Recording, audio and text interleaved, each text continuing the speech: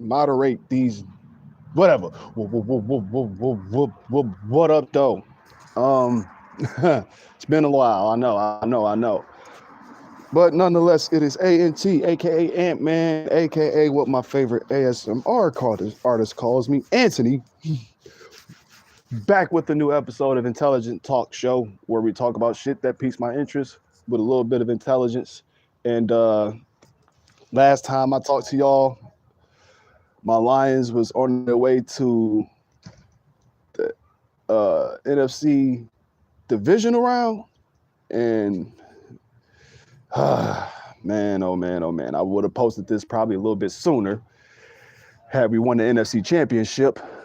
But unfortunately, we didn't make it past the Final Four. It will be this Sunday at Las Vegas at Super Bowl 58. The defending Super Bowl champion Kansas City Chiefs versus the goddamn San Francisco 49ers. Well, they proved why they were the number one team in the NFC, man. And I don't want to say we reverted back to being the same old Lions, but come on now. If I could be real, man, that was the same old Lions routine. At least to the casual eye. I'll say it like that. Because I'm not even going to be... I've tried to decipher this shit. I just read an interview from the Players Tribune by Alex Anzalone, which is one of our defensive tackles, or I can't remember if he's I think he's one of our defensive tackles. He does hold down the defensive line.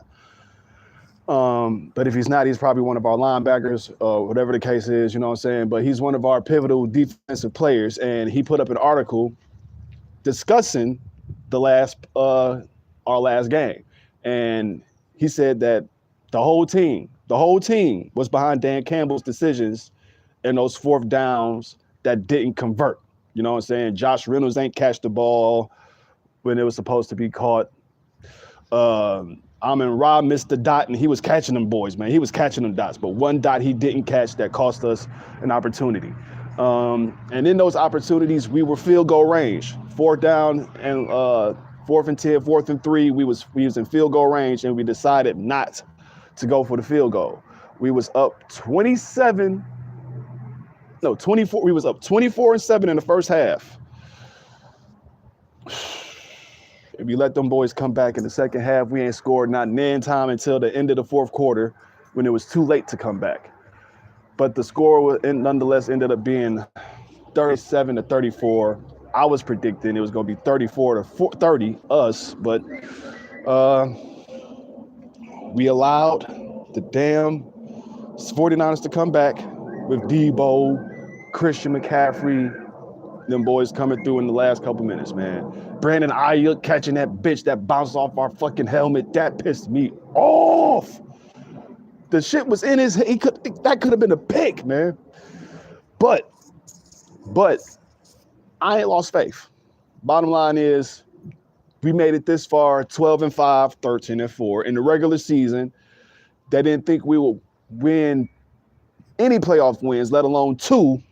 We won 2 playoff wins at home, and we made it to the NFC Championship, which is something that I predicted at the start of this podcast. I think wearing this very hat, you know what I'm saying?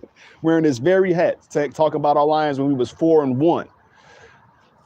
So the fact that we went 12-5, like I said, once again, really 13-4. The fact that we made it that far to the season, then we won 2 playoff wins, and made it at least as far as saying, God damn, we might make it to the Super Bowl. Just to even be able to be in that vicinity. I told you, motherfuckers, you get us in the NFC Championship, we talking shit for the next 5 years. And granted, yes, the press conference after the game, MCDC stated that this was our best shot to get to a Super Bowl. And we might have, next couple years may not be the same. And I would hate to agree. But in a sense, though, we do have a rough-ass schedule next year. You know what I'm saying? 5 of the teams that we played this season and postseason, we'll be playing these boys again. We're playing the Rams again. We're playing the Seahawks again.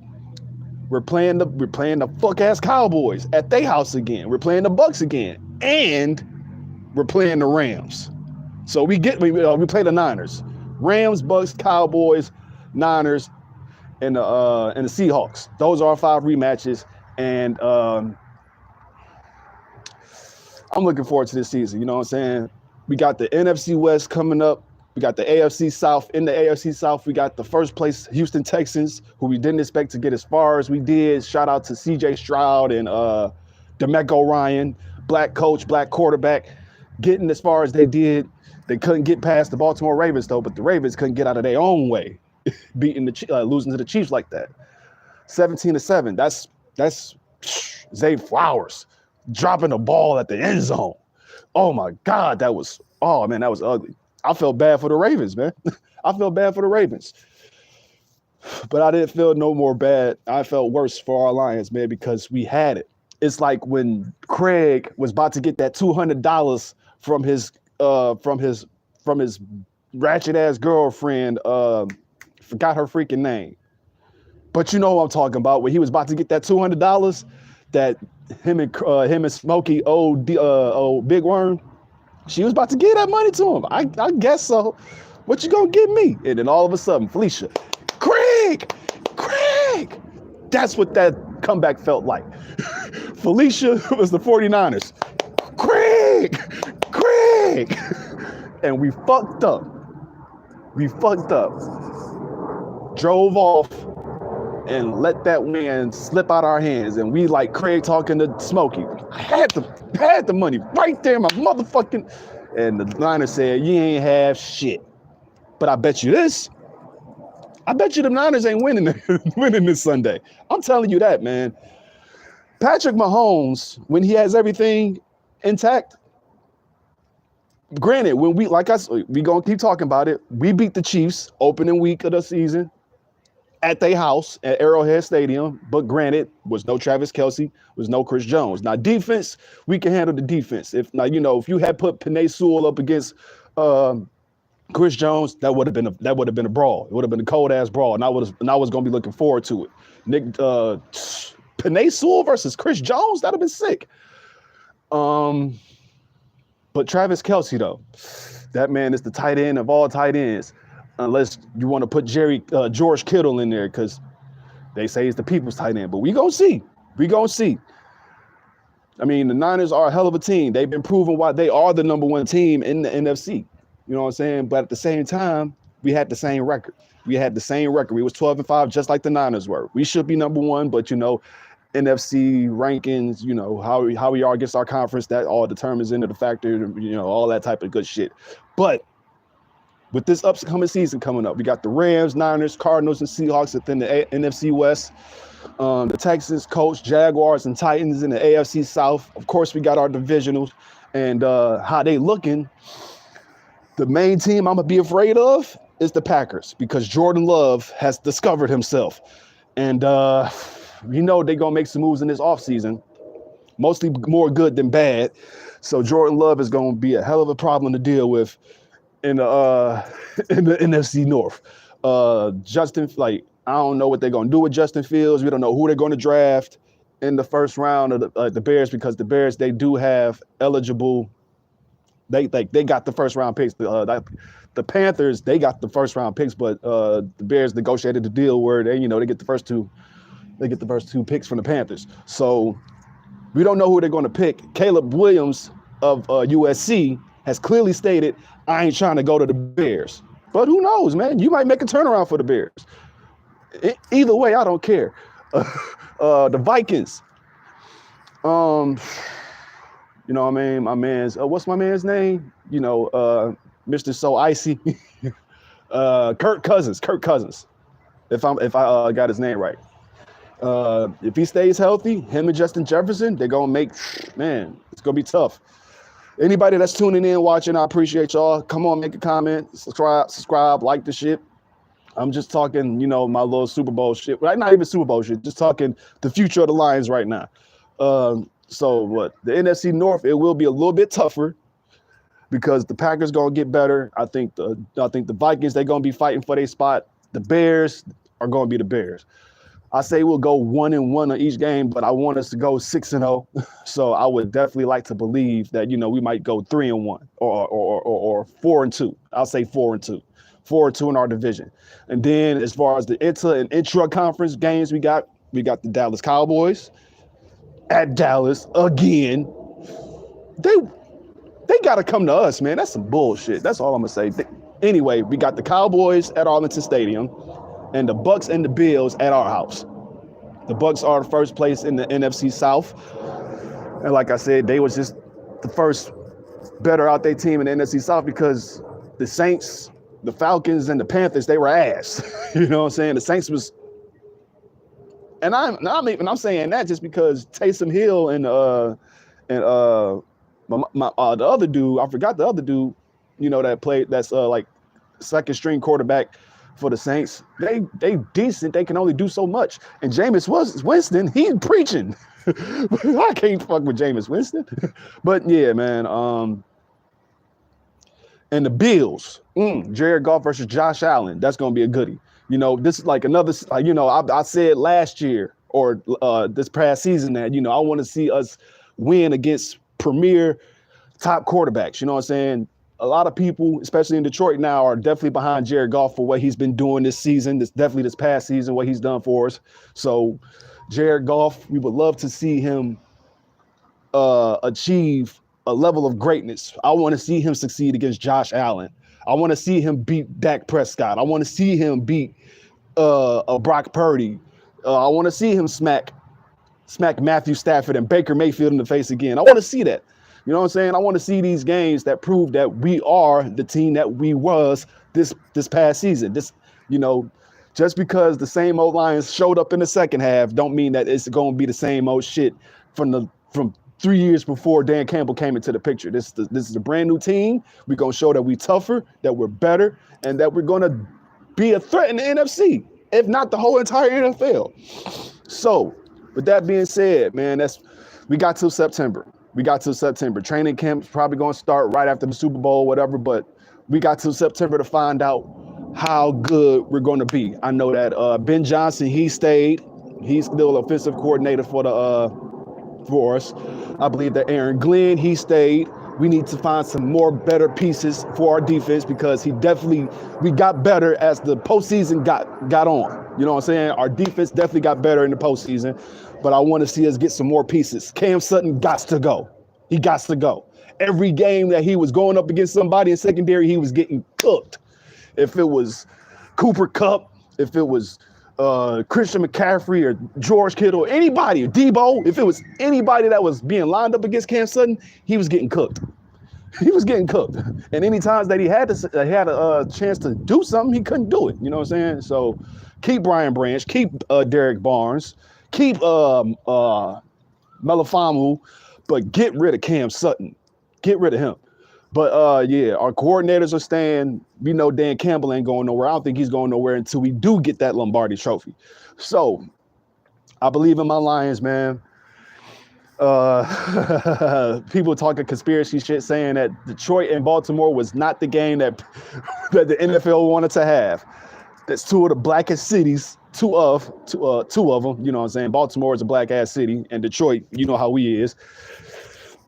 Nigga, if it would have been the Ravens versus the Lions for the Super Bowl, that would have been a super nigga fest all over Vegas, man. My mama's already going. If she ain't there already, she's on her way to Vegas to go to the Super Bowl. So, just saying, if the Lions and the Ravens made it, especially if both of the teams, but if one of the teams, especially if the Lions, if he was going against the Chiefs, oh man. The presence of Detroit would have been all over through that Legion Stadium. I'm telling you this, man. Them AI pictures that y'all saw with a whole bunch of players and pimps rocking gators and furs in the front row, that would have been the fucking case, man. If the niggas got the money for it, they're gonna do it. You know what I'm saying? Super Bowl tickets is a grip. And players and pimps ain't got no problem paying that type of money. You know what I'm saying? They do it already on their outfit and all the other accessories that they get to make themselves be whatever. But it would have been gangstered and ghettoed, player pimped out in Vegas more than what it already is if Detroit and Baltimore went to the Super Bowl. And I don't think Roger Goodell wanted that. But on the flip side, it's whatever, man. It's whatever. I got the Chiefs winning the Super Bowl, going back-to-back, winning 3 Lombardi trophies. And I'm not doing this to appeal to Mace, but Title Town is staying in Kansas City. Unless Brock can prove to me that he is head and shoulders above Patrick Mahomes, I don't think the Niners are going to win anything. And the crazy thing is, this is a rematch. The first championship that the Chiefs won with Patrick Mahomes was against the Niners. They lost to Tom Brady, but they beat the Eagles, and they beat the Niners, lost to Tom Brady, beat the Eagles, and now they about to try to beat the Niners again. So I'm looking forward to Sunday. I doubt if I'll watch it, but the Lions, they're going to watch it because that's just like Anzalone in that interview that I was talking about, saying that he said we know our coach is going to watch it. He's watching it with this coffee tight in his hand, watching every single play because we may not play the Chiefs, but we damn sure playing the Niners next year, like I already stated. So we're going to be keeping an eye on everything they do. So when we play them boys next year, we taking their kneecaps. And I'm telling you that. We will beat the Niners next year in the season, the regular season. And then don't let us meet again. Don't let us meet again in the postseason. Wild card, divisional, conference championship. Don't. You better hope you become the number 1 team and get a bye week. That's all I'm going to say. So, Chiefs, Niners, be happy. Enjoy yourselves. One of y'all is going to suffer the agony of defeat this Sunday. But you fucking Chiefs, y'all felt the agony of defeat of us this year. Y'all lucky y'all ain't got us again. I'll say that much. Y'all lucky. Because Chris Jones, Travis Kelce on board, we wouldn't give a fuck anyway. But that's all about that. Super Bowl Sunday is going to be what it is. You know what I'm saying? The biggest viewed event in television in America. So regardless of how the game is going to go, especially now that, Taylor Swift's going to be there. Shit. But I think I just saw some, I saw It Is What It Is, and some shit cracked me up, man. Monroe Davis, Monroe Rivera, how you doing? Hi. I don't know if they're going to do this actually on the bets, but Mason Cam was talking about how many times are we going to see Taylor Swift on TV? Are we going to go to over or under on 10? Now that's crazy, right? How much focus the NFL has put on Taylor Swift since she's been dating Travis Kelce, since after we beat them. I told you they needed a Swift solution after we beat them boys in the first week. But we off that. Next subject. Man. It's a rocky road to WrestleMania, ain't it? WrestleMania is less than 2 weeks away. It is February 8th, and WrestleMania will be on April 6th and 7th at Philadelphia. I believe where the Eagles play, whatever. But, if you know how the internet wrestling community is, especially on social media, you know how this is. They want to get a heads up and a know on everything before it happens. For the last 1 or 2 years, people have been clamoring to see The Rock versus Roman Reigns. But also at the same time, people have been wanting to see Cody Rhodes finally win the WWE Championship, more specifically, the undisputed WWE Universal Championship. Just last week, not last Sunday, Cody Rhodes won the 2024 Royal Rumble. Back-to-back, fourth person to do this He's up there with Hulk Hogan, Shawn Michaels, Stone Cold Steve Austin, and Cody Rhodes, who have won back-to-back Royal Rumbles. When he won the Royal Rumble, after he pointed to the WrestleMania sign like everybody else does, he pointed straight to Roman and said, "I want you." And then on SmackDown, after Roman Reigns runs down Seth Rollins' World Heavyweight Championship, Cody comes out and says, I want to beat you, and I'm going to beat you. I'm going to face you. And I will get that title. But not at WrestleMania. And then before he even said, they said, what is finishing the story anyway? Is it finishing my story of winning the WWE Championship? Or is it finishing your story, Roman Reigns? This story has been ongoing before Cody Rhodes came back into the picture. This story started at Payback 2020 when he became official heel and won the Universal Championship and has not lost it since. The story has been about Roman Reigns taking over as the tribal chief, using his family to do whatever he can do to keep his reign as long as possible. Right now, everybody is hoping and praying and wishing that he doesn't leave with the WWE Championship, because the next reign that he'll break, as far as the longest reign in the business, is Hulk Hogan's. But that's going to be like after SummerSlam or something.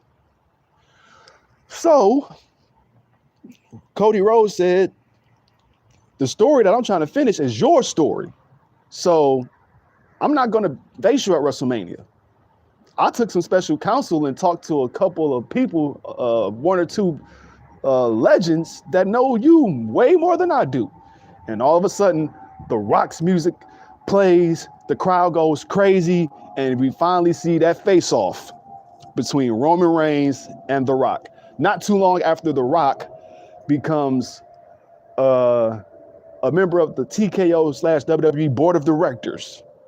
And especially after Vince McMahon is exiled and has to resign once again as the WWE chairman, executive. And chances are he's really not going to come back, because his name has brought such a freaking stain on the company with all these wild ass sex text allegations.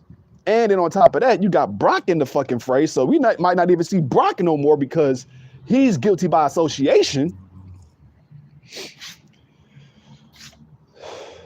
But nonetheless, The Rock has entered himself in the main event of WrestleMania 40. At least that's what the internet thinks, or so believes. You know, we've been seeing, like, you know, even on the montage, they put, you know, after Royal Rumble, after like a week or so after Royal Rumble, they put the WrestleMania montages up that tells you WrestleMania is 70 days, 65 days, 60 days away.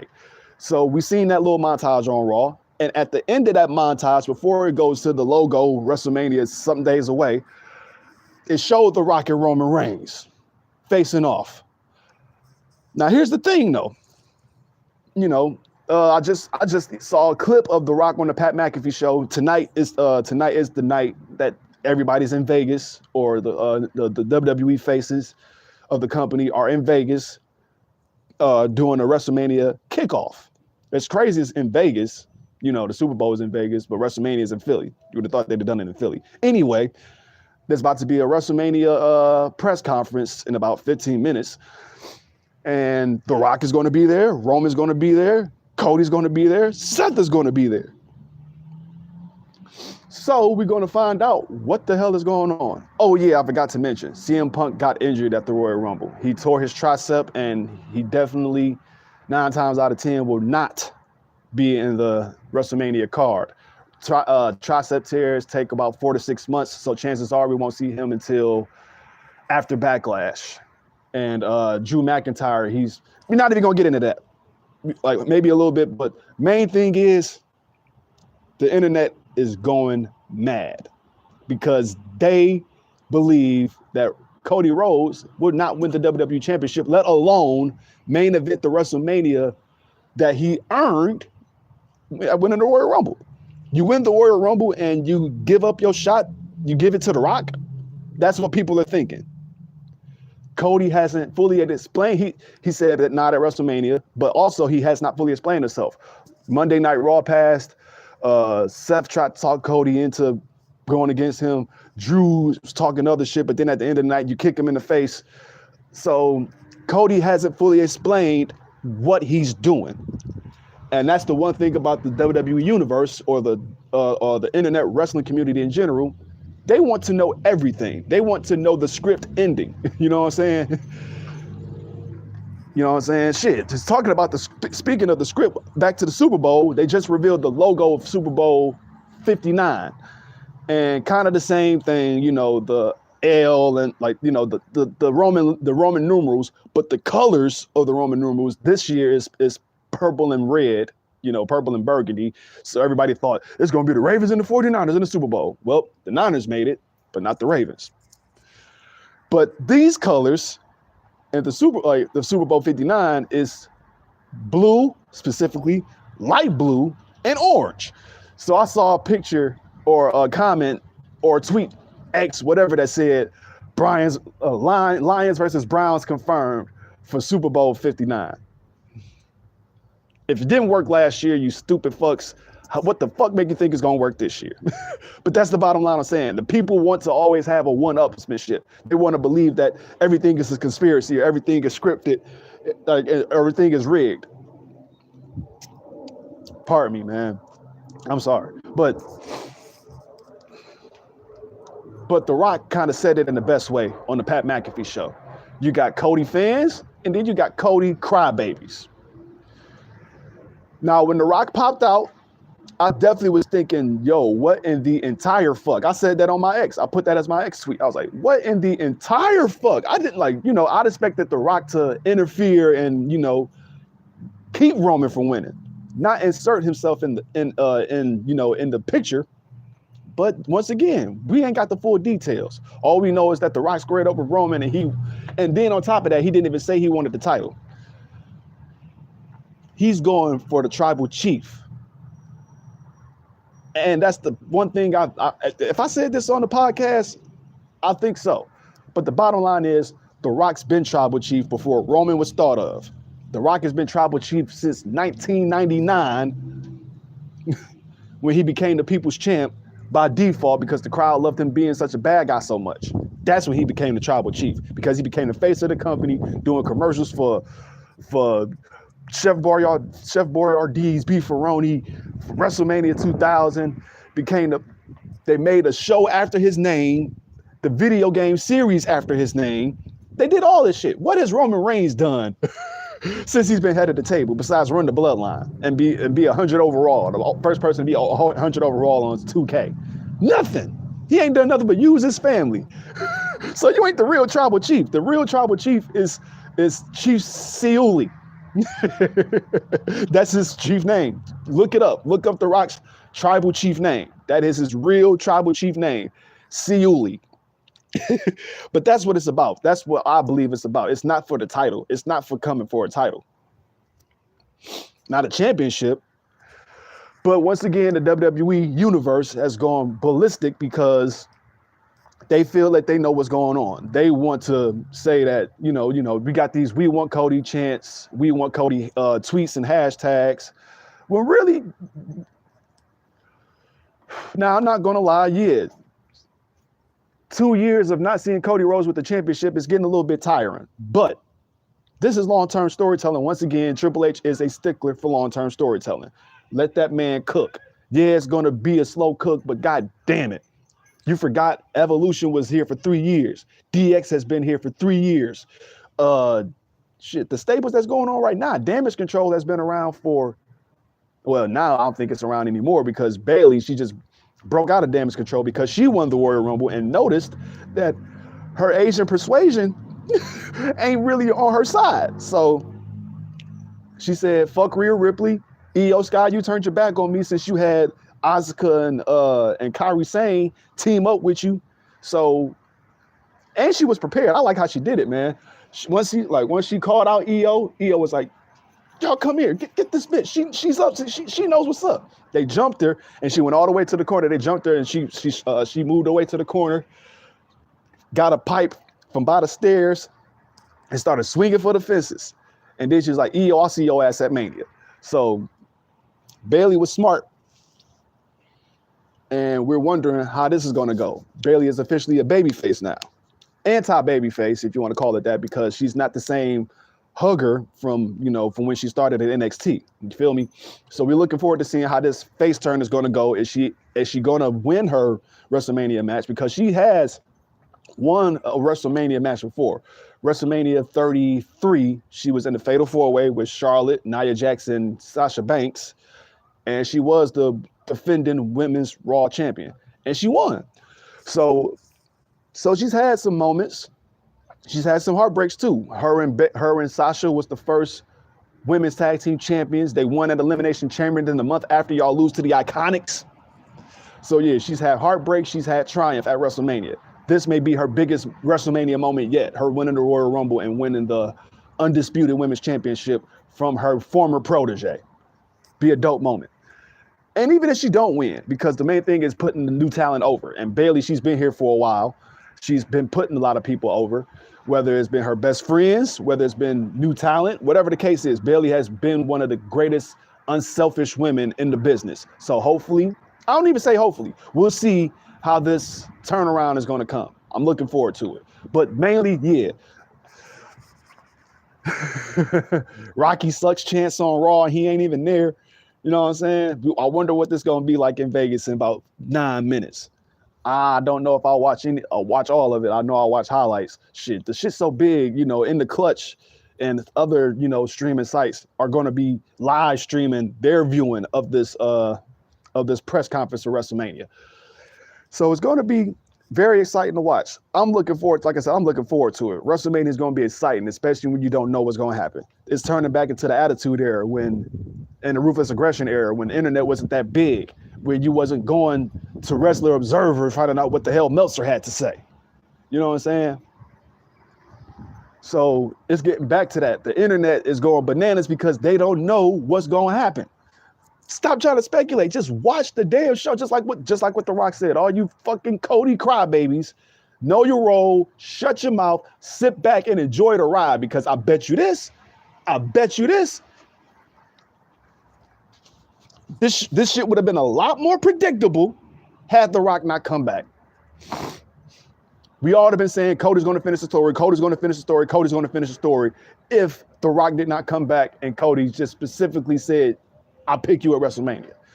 That would have been the case. And then the WWE might have had to mess around and make a flip. You know what I'm saying?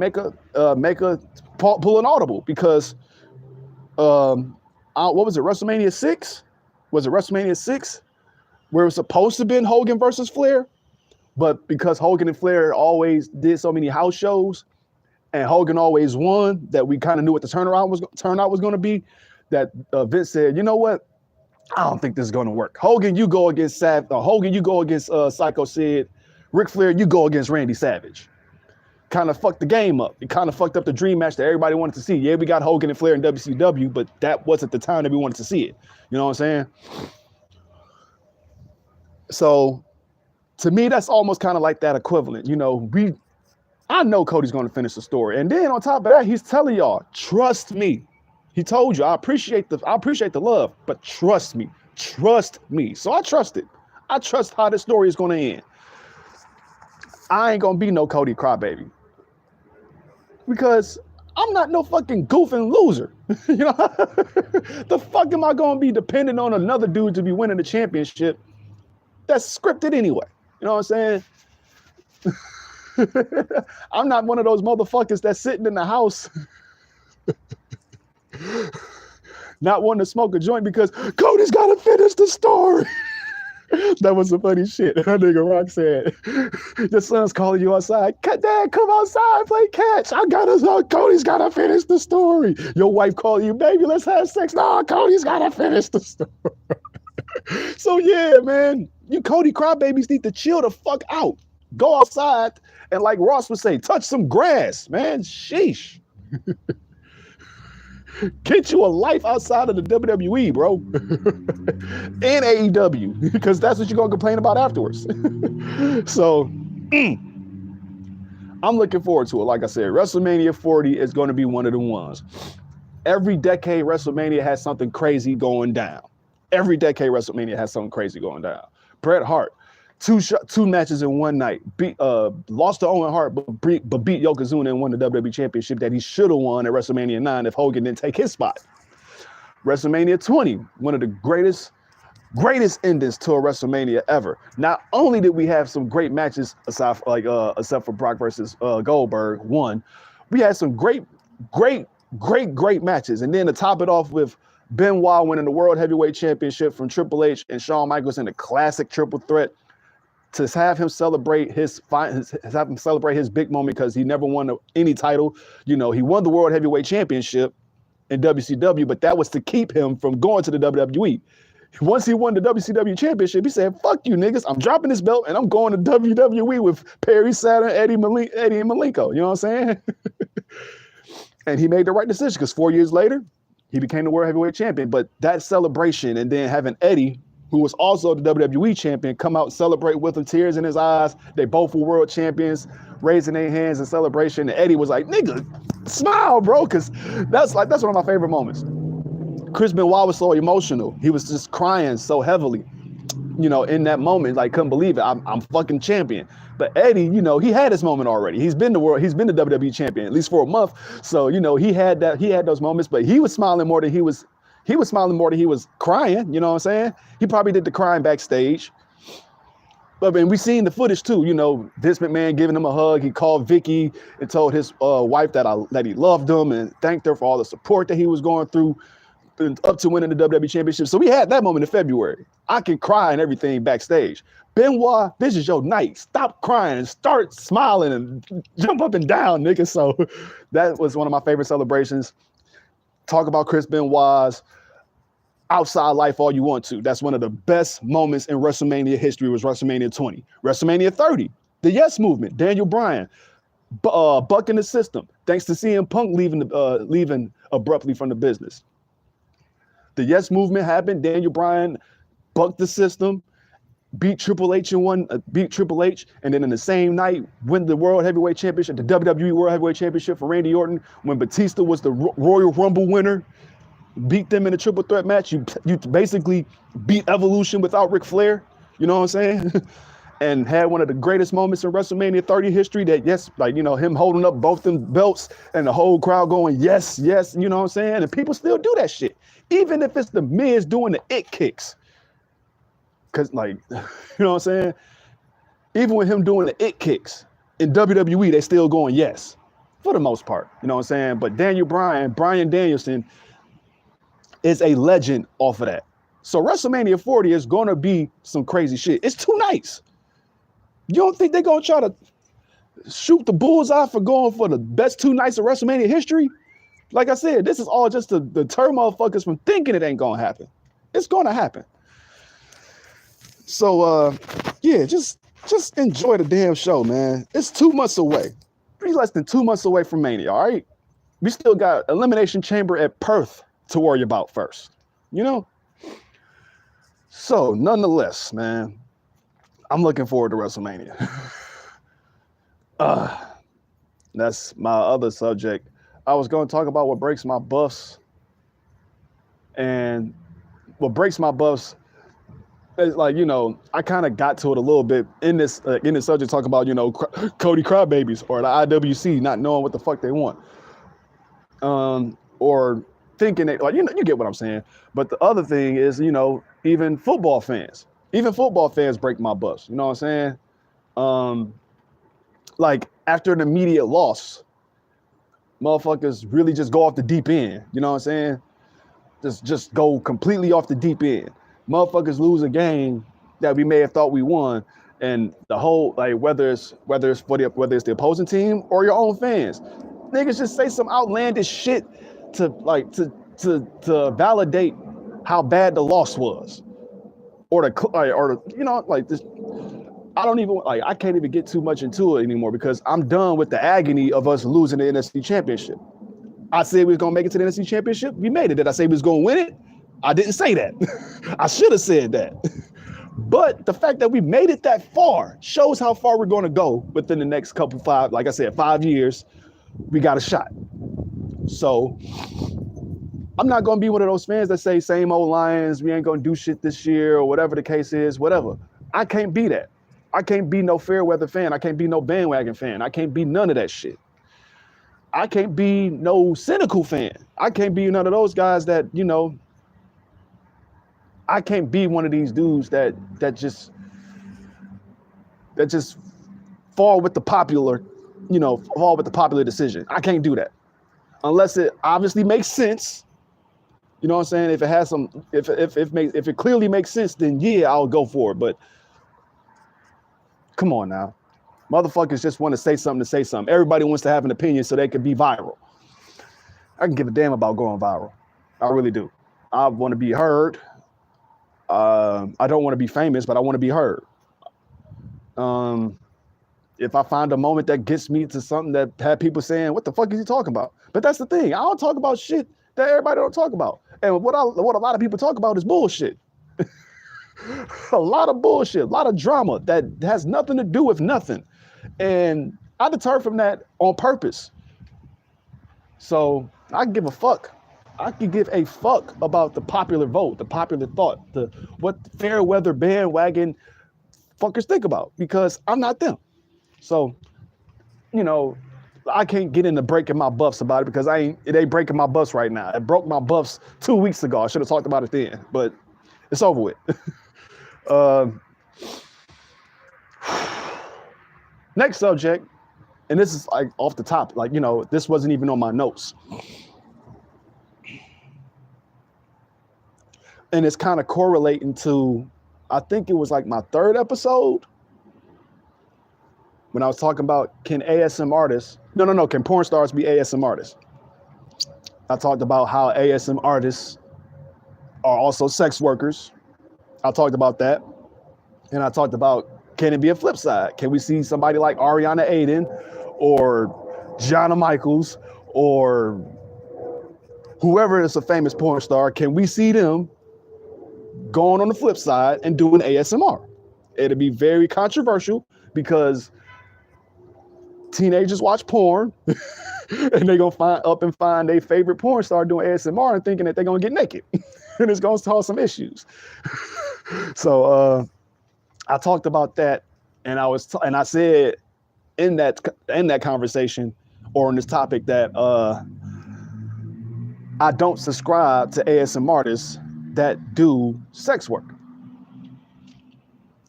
That was in November. January, I ate my words. And I'm talking to y'all because, like I said, I don't care.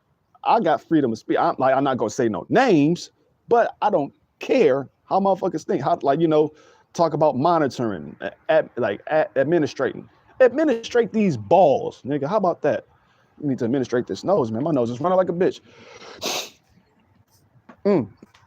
Another thing, I could have been doing this inside, but I don't like to talk too loud, and I know I get a little bit loud when I talk to y'all on this platform. And it's February 8th, and it's 50-some degrees out here. It's damn near feeling like 60. So that's why I was like, fuck it, I'll come out here and talk to y'all because it feels good enough for me to come out here and talk to y'all. I got my hands in my pockets, but that's just because I ain't got nothing to do with my hands. I ain't got no smokes or nothing. I'm waiting on something, but that's. But back to the subject. I ate my words. And you ever had a crush on an impossible? You know what I'm saying? Yeah, I mean, I know we've had our crushes on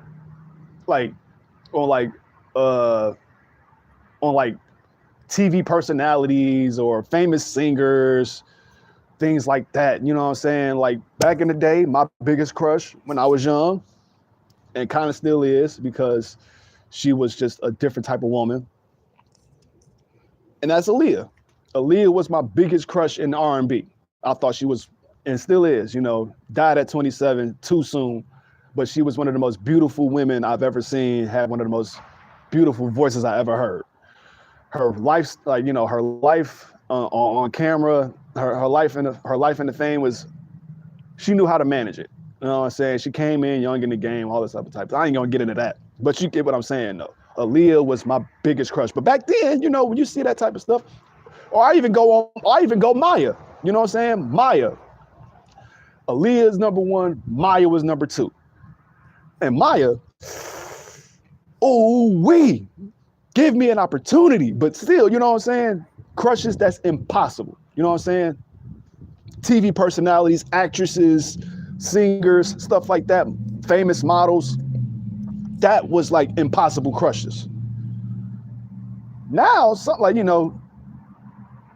impossible crushes nowadays, I don't even seem that impossible because these influencers, some sex workers that's not porn stars, some of these motherfuckers, man, the right bag could get you to something. And then on top of that, if it ain't the right bag, it's the right riz, the right game, the right mindset that can have you say, you know what, man, fuck that. This is possible. So y'all ever had that type of thought? You know what I'm saying? I'm gonna give you a little history briefing on me. You know what I'm saying? Give y'all a little backstory. I ain't no player. I'm not even like the coolest motherfucker out here. You know what I'm saying? I'm just me, and I happen to do things that a lot of people don't do. Or I take the routes that a lot of people don't take. Or I say some things that a lot of motherfuckers don't say. Hence this podcast, the Intelligent Talk Show. So,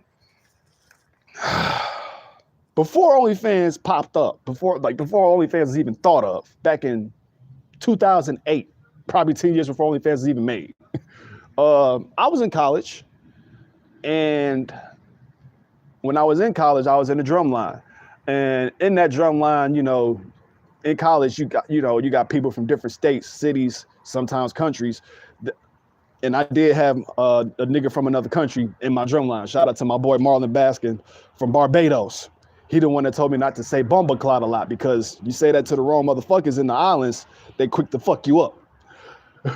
Anyway, a couple of my CBs, my crab brothers, my drumline brothers, and my brothers in the drumline, and rest in peace to my homegirl Losa, man, Devin McDaniel. Miss her a lot. Miss all of them, but she's not here with us in physical form, and that's kind of fucked up. Anyway,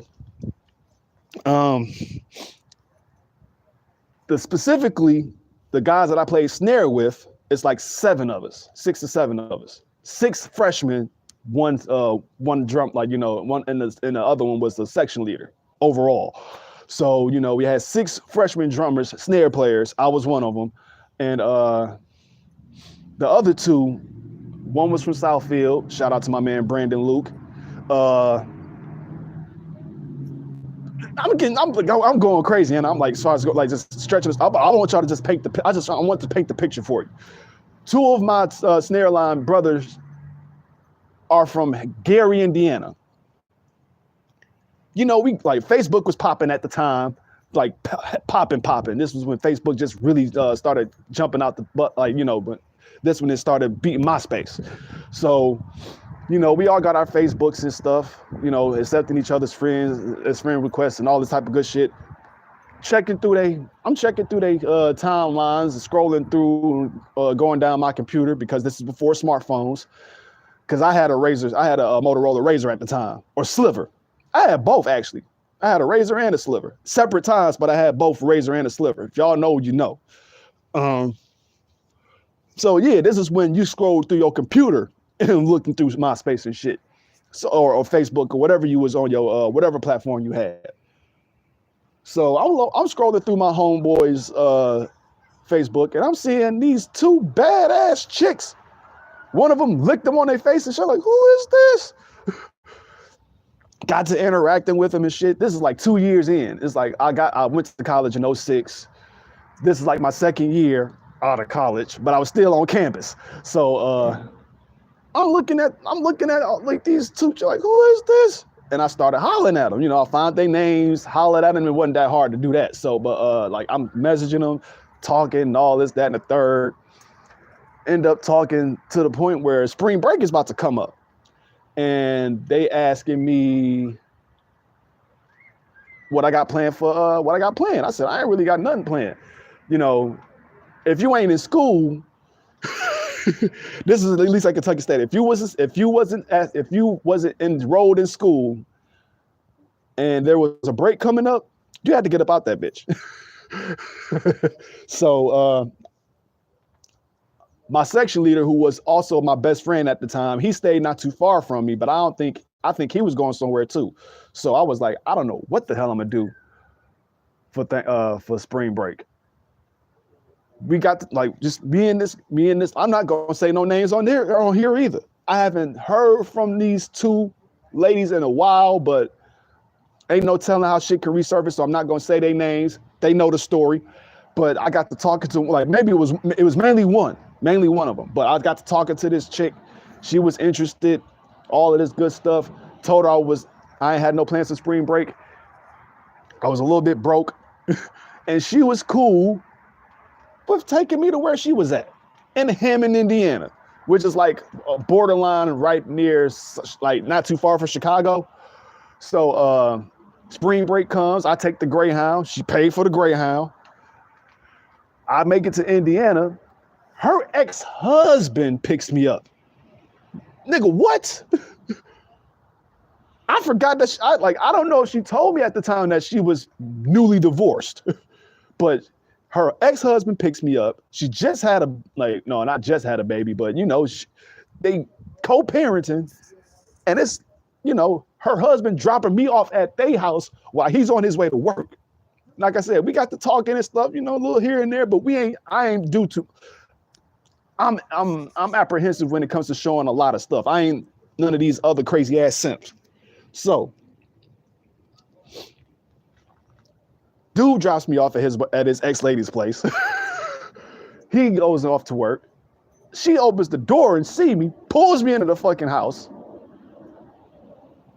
At the time, Aunt Flo was in the building, so she couldn't do what she really wanted to do. But once she saw him, she went crazy. I'm like, oh shit. Like, all right. I walked into some dope shit.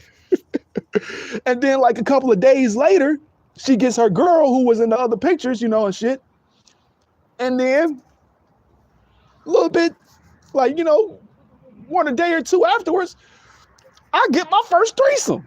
So it's like, oh shit, I didn't, like, what I was expecting was not what I was expecting, you know what I'm saying? But all that to say, I pulled me a badass model one time, because she was a model. She had her own little agency, all that type of shit. I think she still is a model. But I pulled a model just by me being me. You know what I'm saying? If I looked her up right now and I found out she had OnlyFans, I wouldn't be surprised. But basically saying that, you know what I'm saying, this chick was kind of in that material, whether she, like, not safe for work, whatever the case was, she would have been one of them in a certain way, because she was already like an eye candy type of model. I wouldn't say trying to be a hip hop model. She was a crossing between being a hip hop model and a runway model, because she had a nice little slender body, but she was still thick.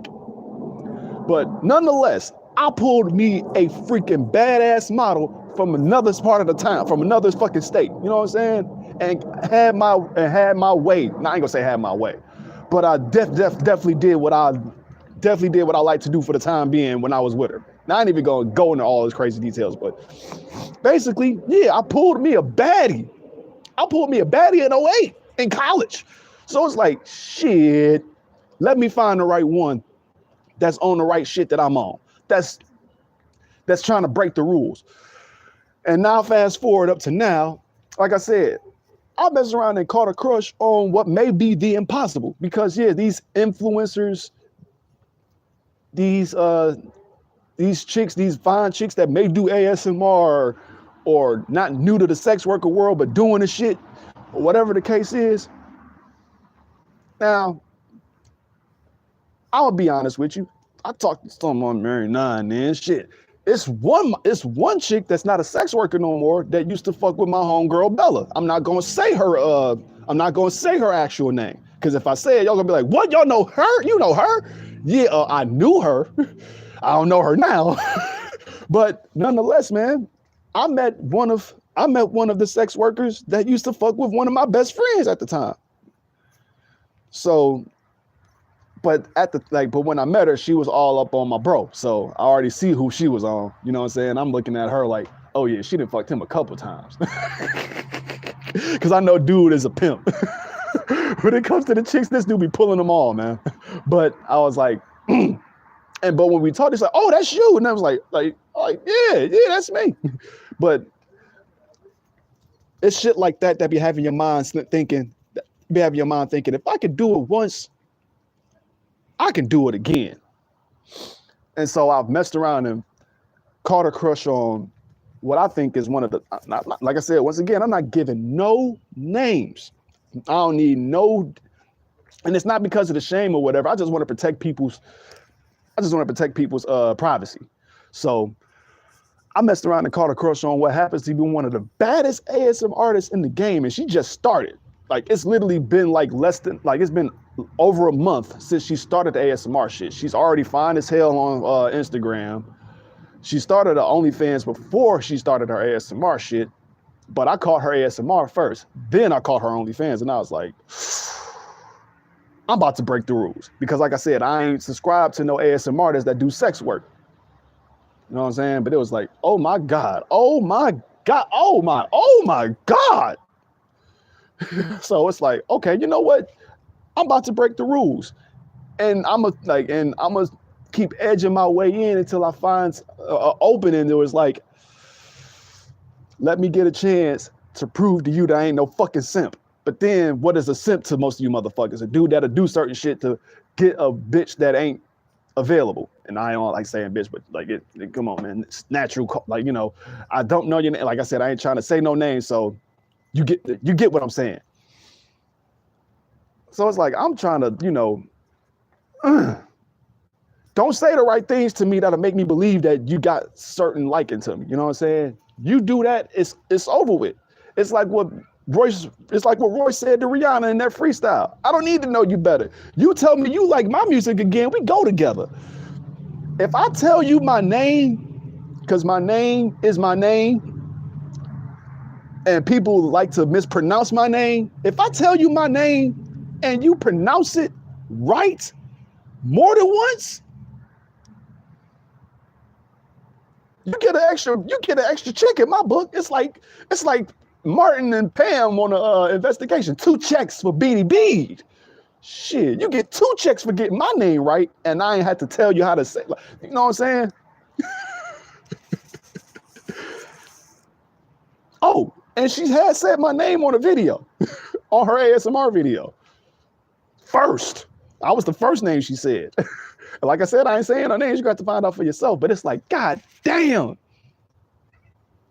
I'm not saying can I pull this off, like, but not in a scheming sense. But it's like, damn, is it possible? If I said that I wanted to make some type of plans to meet this lady, whether something goes down or not, would it happen? And in my mind, I'm thinking, goddamn right, it can happen. You did it once, you can do it again. So it's like, ooh, man, am I going to go too far? Am I going, you know, not even overstep my boundaries, but, you know, if it's my expectations, are they up here? And then I get there, they're going to drop all the way down here. That's why I'm glad this girl not only has an ASMR channel, she has a blog channel. She has a personal blog channel too, but she ain't been posting much on her blog channel since she's been so focused on her ASMR. But she's been incorporating her philosophies on her ASMR. So it's like, you know what? Talk your shit. Cause that's the type of shit I like to hear. You know what I'm saying? I like different people. I like knowing how different people are. I like finding out that people are different, that you ain't just a pretty face, like, you know, a big butt and a smile. You know what I'm saying? Let me find out that you got this. If you got this, oh my God. So it's like, God damn, man. And can I make the impossible possible? This ain't no Ruby Rose shit. I'm telling you that right now.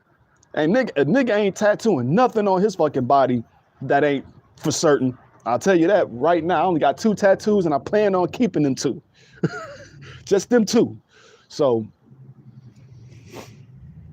unless I come up with other ideas that individually work for me. But I'm not tattooing nobody on my body. I'll tell you that right now. I love Nas, but the worst thing he could have done is tattoo Khalees on his arm, and they split up. So no, but I'm definitely thinking like, dude, I think I can make this happen. Because if you show an inkling that you like me, oh, I'm about to. Once you crack the door open and show me that there's an opening, oh, I'm using my fingers to wedge that bitch a little bit more open. Then I'm putting my toes in that bitch. Then I'm shoving that bitch open, man.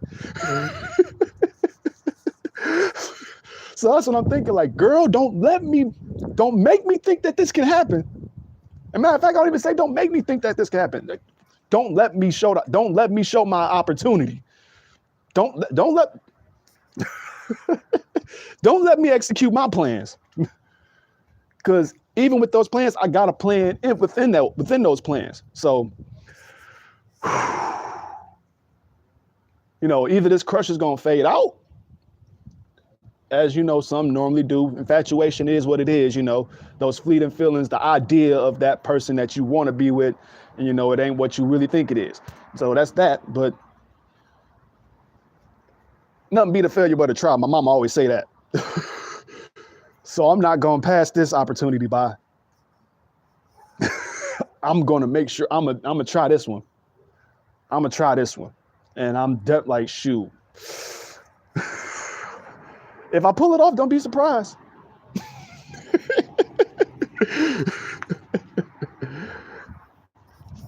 But it's all done I want to do it all with the right intentions. You know what I'm saying?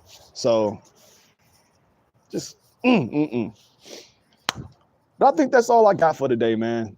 That's all I got for today. This weekend is going to be crazy.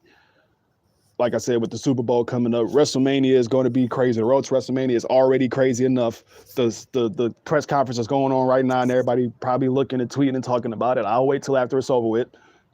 Who knows? I might even watch a little bit. I don't know. But I ain't going to be no crybaby about it. But that's all the time I got for today. I'll try to come back to y'all much more sooner this time, whether the weather enables it or if I decide to say, fuck it, let's do it back. Let's go back inside and watch it. Let's go back inside and talk. And I'm still trying to do my best to work on more equipment, but you know what I'm saying? Job ain't shit, not consistent enough. But trust me, Intelligent Talk is going to be bigger than what it is. We just getting started. I know this is the ugly phase. As I told y'all before, this is the ugly phase, but we are on the move. You and I, people that's watching, that's tuned in, that want to know what type of crazy intelligent stuff I'm going to talk about. Even with this nasal drip going on, man. But that's all the time I got for y'all, man. I appreciate you sticking through, watching me, wondering what's going on in my crazy ass, funny ass mind. And I'll see y'all very soon, man.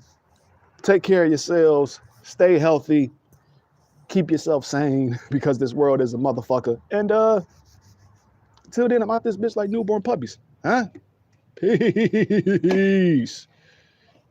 Hey, I said peace. Let's stop the stream.